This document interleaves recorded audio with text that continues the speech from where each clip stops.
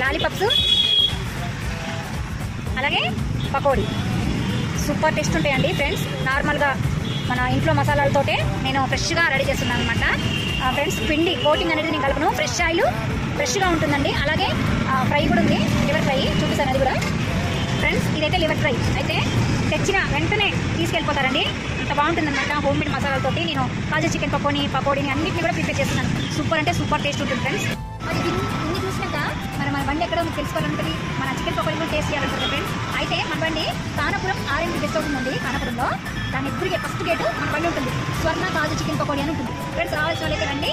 అయితే లైక్ చేయండి, సర్వశ్రీ యూట్యూబ్ ఛానల్ని సబ్స్క్రైబ్ చేసుకొని సపోర్ట్ చేయండి.